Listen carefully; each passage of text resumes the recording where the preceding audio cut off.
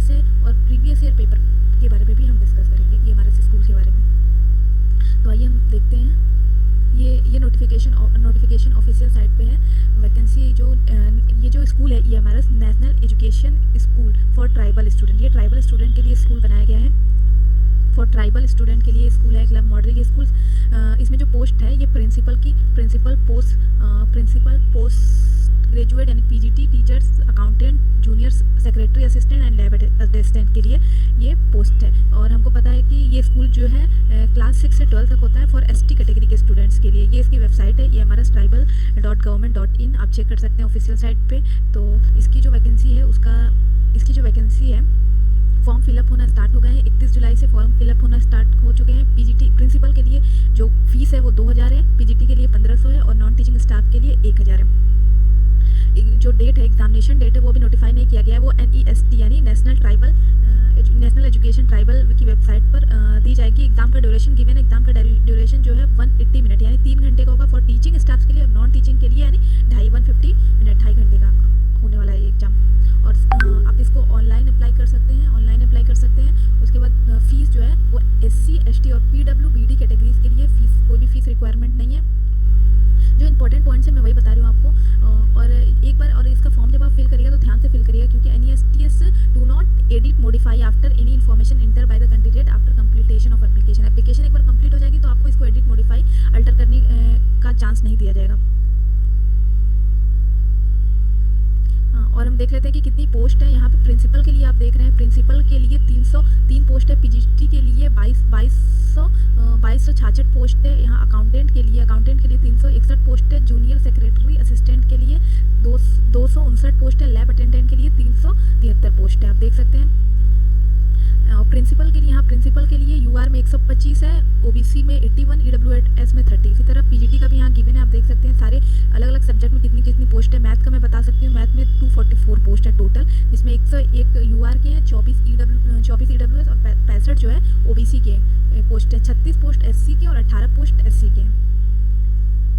इसी तरह total 2086 post है आपके PGT के लिए। और यहाँ पे आप देख सकते हैं PGT थर्ड लैंग्वेज के लिए, थर्ड लैंग्वेज में मराठी, उड़िया, तेलुगु, संस्कृत, बंगाली, संथाली 180 पूरे 180 पोस्ट हैं थर्ड लैंग्वेज के लिए। जूनियर सेक्रेटरी असिस्टेंट की 279 पोस्ट है, अकाउंटेंट का 361 और लैब अटेंडेंट का 370। आप इसको डाउनलोड करके देख सकते हैं आप अपने रिक्वायरमेंट के हिसाब से। और इंडियन सिटीजनसी एलिजिबल हैं, इसको अप्लाई कर सकते हैं। उसके बाद से आप ग्रेड पे देख सकते हैं पे मैट्रिक्स प्रिंसिपल के लिए लेवल 12 है, इतनी आपको पेमेंट मिलेगी। उसके बाद से पोस्ट ग्रेजुएट यानी PGT के लिए आपको लेवल 8 यानी 47,600 से लेके 1,51,000 तक का आपका पेमेंट हो सकता है। अकाउंटेंट के लिए लेवल 6 इतना पेमेंट है, JSA के लिए लेवल 2 पोस्ट है और लैब अटेंडेंट के लिए लेवल 8। ये आप देख सकते हैं। सबसे इंपॉर्टेंट बात कि इस बार ऑनलाइन फॉर्म जरूर फिल हो रहा है, लेकिन ऑनलाइन एग्जाम नहीं होगा, OMR बेस्ड एग्जाम होगा, पेन पेपर मोड पर होगा।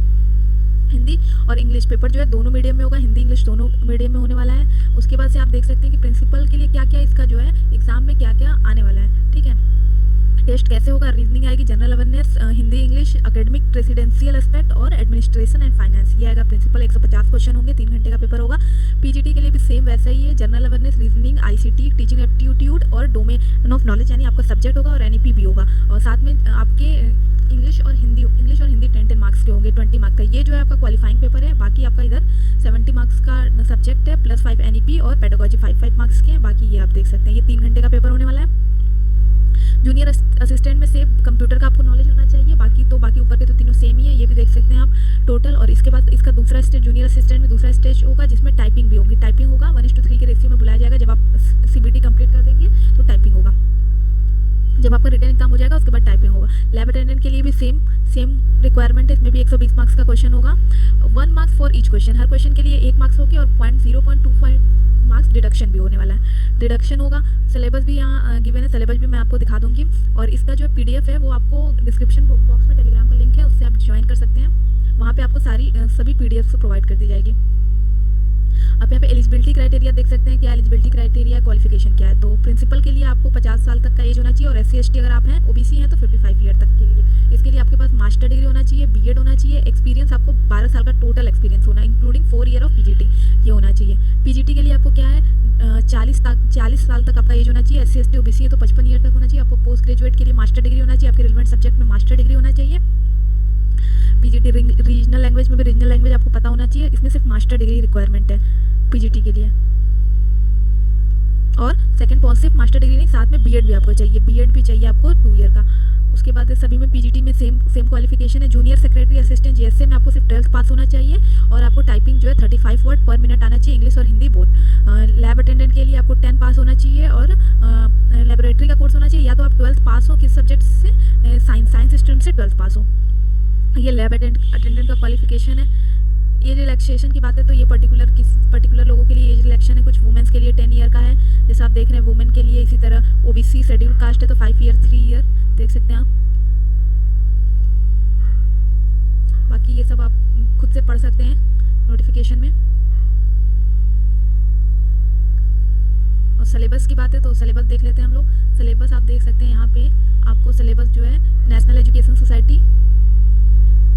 Education society for tribal student का जो सिलेबस है पोस्ट ग्रेजुएट के लिए क्या सिलेबस होगा। पीजीटी के लिए सिलेबस है आपका पहला जर्नल अवेयरनेस आना है, रीजनिंग एबिलिटी आनी है, नॉलेज ऑफ आईसीटी आनी है, टीचिंग एप्टीट्यूड आना है, केस स्टडी टीचिंग स्टडी में केस स्टडी बेस्ड और pedagogy based, national education policy NEP 2020, English और हिंदी, जनरल हिंदी और जनरल इंग्लिश, ये आपका होने वाला है जो आपका फर्स्ट पेपर होगा उसके लिए। और सब्जेक्ट के लिए आप देख सकते हैं सब्जेक्ट, जैसे अगर आपका मैथ है, मैं मैथ का सब्जेक्ट बता सकती हूँ। मैथ का पीजीटी मैथ का जो है क्या क्या कोर्स आने वाला है आपका। तो पहला है set, relation and function, trigonometric function, complex number and quadratic equation, linear inequalities, permutation combination, binomial theorem, sequence and series, straight line, conic section, introduction of 3 dimension geometry, limit and derivative, statics, probability,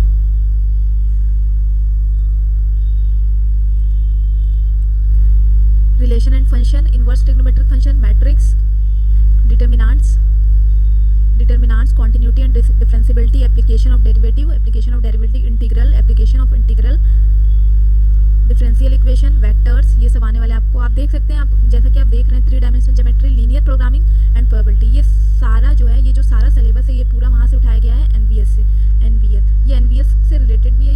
ये जो आपका ये जो school है ये NVS से related भी होता है। आपको मैं दिखा देती हूँ, एक सेकेंड मैं आपको दिखा देती हूँ।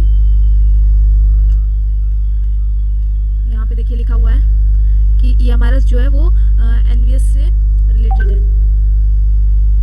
नवोदय विद्यालय, ये देखिए Navodaya Vidyalaya, all the amenities in line with Navodaya Vidyalaya. तो सेम वैसा ही इसका एग्जाम भी सेम होगा। मैथ का सेम सिलेबस है, आप वैसे ही देख सकते हैं। और अगर आपको प्रीवियस ईयर, क्योंकि ये एग्जाम जो है इसी तरह आगे सिलेबस सारा दिया हुआ है, मैथ फिजिक्स का सिलेबस है, केमिस्ट्री का सिलेबस, सारे सब्जेक्ट का सिलेबस दिया आप देख सकते हैं। आपको ये पीडीएफ फाइल प्रोवाइड कर दी